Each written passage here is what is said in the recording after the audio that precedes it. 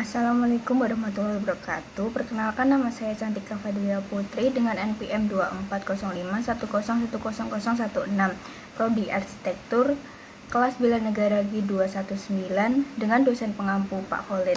Di sini saya akan menjelaskan artikel yang telah saya buat. Oke, di sini masuk ke bagian abstrak.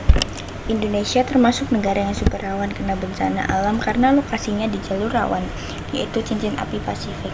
Kondisi ini mewajibkan kita punya strategi penyelamatan yang terpadu, salah satunya lewat penerapan desain bangunan anti bencana. Penelitian ini bertujuan menjelaskan kenapa desain bangunan yang kuat bencana bisa dihitung sebagai aksi bela negara. Intinya adalah melindungi keselamatan orang banyak, menjaga fasilitas penting tetap jalan, dan bikin negara kita secara keseluruhan jadi lebih tangguh. Cara yang dipakai dalam penelitian ini adalah mengkaji berbagai literatur, mulai dari aturan kebencanaan, teori desain anti bencana, sampai penelitian-penelitian terdahulu yang nyambung. Hasilnya menunjukkan bahwa cara mendesain seperti membuat struktur yang tahan gempa, membangun tempat evakuasi tsunami, menggunakan bahan yang bisa menyesuaikan diri, dan menggabungkan desain rumah tradisional sangat membantu mengurangi resiko bencana. Temuan ini memperkuat pandangan bahwa arsitektur bukan cuma soal keindahan, tapi juga punya peran strategi buat pertahanan non-militer. Kesimpulannya, desain bangunan anti bencana adalah wujud nyata bela negara karena langsung melindungi warga dan menjamin kelangsungan hidup sosial ekonomi. Penelitian ini menyarankan agar pemerintah lebih mengencangkan aturan pendidikan kebencanaan ditingkatkan, dan perlu ada kerjasama yang lebih erat antara pemerintah, akademis, dan para profesional desain bangunan. Lalu selanjutnya kita masuk ke bagian pendahuluan. Ada latar belakang. Indonesia punya risiko bencana yang sangat tinggi, mulai dari guncangan gempa, ombak tsunami, banjir, sampai letusan gunung. Kerugian tidak cuma soal uang, tapi juga mengancam nyawa warga dan merusak fasilitas-fasilitas penting negara. Dalam situasi begini, bela negara harus dimaknai lebih luas, bukan cuma urusan tentara, tapi juga upaya melindungi masyarakat lewat desain lingkungan yang aman. Desain bangunan anti bencana jadi bagian penting dalam mengurangi risiko karena terbukti bisa menekan jumlah korban dan mempercepat pemulihan setelah bencana. Lalu ada rumusan masalah. Ada beberapa pertanyaan penting dalam penelitian ini. Yang pertama, bagaimana cara kita bisa bilang kalau desain bangunan anti bencana itu adalah bentuk bela negara? Lalu yang kedua, pendekatan desain seperti apa yang paling efektif buat bangunan di Indonesia jadi lebih tahan bencana? Lalu yang ketiga, sejauh mana teori-teori dan riset-riset sebelumnya mendukung gagasan bahwa arsitektur bisa jadi strategi pertahanan non-militer? Lalu selanjutnya, poin baru dari penelitian ini adalah penekanan bahwa bela negara bisa diwujudkan lewat inovasi teknis dan desain bangunan yang bagus, tidak cuma lewat pelajaran sekolah atau peran militer. Selain itu, kajian ini menggabungkan cara-cara desain tradisional, aturan modern, dan teknologi struktur terbaru menjadi salah satu kesatuan strategi ketahanan nasional. Lalu selanjutnya, tujuan penelitian. Tujuan utamanya adalah yang pertama, menjelaskan keterkaitan antara desain bangunan anti bencana dengan konsep bela negara. Lalu yang kedua, mencari tahu pendekatan desain apa saja yang bisa membuat bangunan lebih kuat menghadapi bencana. Lalu yang ketiga, menganalisis hasil penelitian sebelumnya untuk memperkuat pentingnya peran arsitektur dalam konteks pertahanan negara.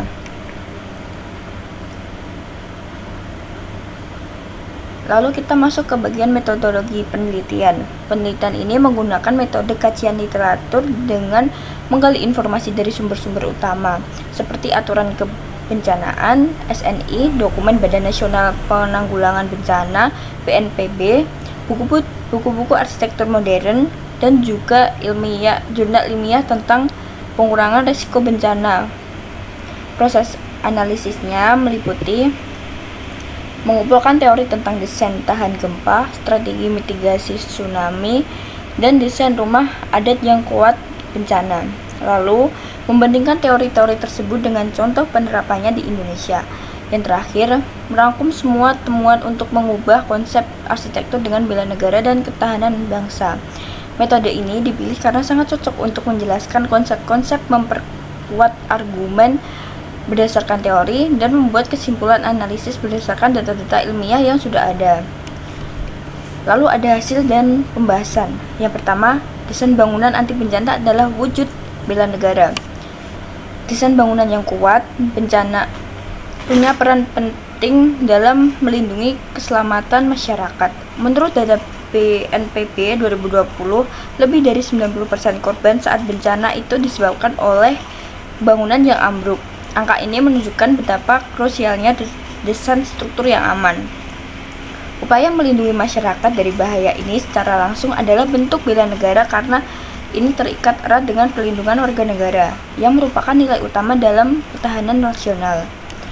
Penerapan standar bangunan seperti SNI yang mewajibkan struktur dirancang untuk menahan guncangan gempa tertentu, membuktikan bahwa negara mendorong para arsitek dan insinyur untuk ikut serta dalam pertahanan non-militer lewat rancangan yang aman dan dari bencana. Lalu yang kedua, bagaimana pendekatan desain tahan bencana? Yang pertama ada struktur yang kuat melawan gempa. Teori dari Coburn dan Spence 2020 menyebutkan bahwa struktur yang fleksibel dan bahan yang ringan bisa mengurangi potensi bangunan roboh. Penerapan konsep seperti base insulation, memisahkan pondasi dari tanah, shear wall, dinding penahan geser, dan rangka baja ringan terbukti sangat efektif menekan jumlah korban gempa, seperti yang terlihat di Lombok pada tahun 2018. Lalu ada desain yang siap menghadapi tsunami. Pembangunan tempat evakuasi vertikal sangat mendesak bagi daerah-daerah pesisir. Kita bisa lihat contohnya di berbagai wilayah Aceh yang membangun tsunami shelter. Setelah bencana 2004, desain arsitektur di sini punya peran langsung dalam menyediakan tempat aman bagi masyarakat hanya dengan waktu singkat. Lalu ada menggali kekuatan arsitektur tradisional. Rumah-rumah adat di Indonesia seringkali sudah punya prinsip mitigasi bencana secara alami. Contohnya, rumah panggung Minangkabau yang bisa mengurangi resiko banjir, atau rumah Omohada di Nias yang pakai sistem struktur fleksibel dan terbukti kuat bertahan dari gempa besar. Pendekatan tradisional ini membantu menjaga identitas bangsa sekaligus membuat struktur bangunan kita lebih kuat. Lalu yang terakhir, penggunaan material yang fleksibel dan berkelanjutan. Bahan lokal seperti bambu yang diolah secara struktural punya ketahanan tinggi terhadap gempa karena sifatnya yang ringan dan elastis. Penggunaan material berkelanjutan ini bukan hanya aman, tapi juga mendukung kemandirian bangsa dan penyediaan bahan bangunan. Lalu kita masuk ke pembahasan yang ketiga, yaitu keterkaitan dengan penelitian sebelumnya. Temuan penelitian ini selaras dengan banyak literatur yang menyatakan bahwa bangunan yang dirancang dengan mempertimbangkan risiko bencana akan mengurangi kerugian. Selain itu, teori ketahanan nasional juga jelas-jelas bilang bahwa melindungi warga negara bisa dilakukan lewat upaya non-militer yang bersifat pencegahan. Oleh karena itu, desain bangunan anti bencana bukan sekedar isu desain, tapi merupakan instrumen pertahanan nasional yang butuh kerjasama erat antara arsitek, pemerintah, dan seluruh masyarakat. Kesimpulannya, desain bangunan tahan bencana adalah bangunan penting dari upaya bela negara karena fungsinya melindungi warga dari ancaman non-militer berupa bencana alam. Dengan menerapkan desain struktur tahan gempa, membangun tempat evakuasi tsunami, menggabungkan arsitektur tradisional dan memakai material yang adaptif, arsitektur bisa mendukung ketahanan nasional. Kajian literatur menunjukkan bahwa arsitek bukan hanya menciptakan ruang yang layak, tapi juga menjadi strategi mitigasi risiko yang mampu menjaga kelangsungan sosial ekonomi. Lalu yang terakhir ada saran untuk memajukan upaya ini. Yang pertama, pemerintah wajib memperketat pelaksanaan standar bangunan aman bencana di semua wilayah. Lalu, arsitek dan insinyur harus meningkatkan kemampuan lewat pelatihan mitigasi bencana dan desain adaptif. Lalu selanjutnya ada penelitian selanjutnya bisa difokuskan pada inovasi teknologi struktur yang lebih efektif untuk daerah padat penduduk. Lalu yang terakhir, perlu ada integrasi yang lebih kuat antara teknologi modern dan kearifan lokal dalam pembangunan rumah aman bencana.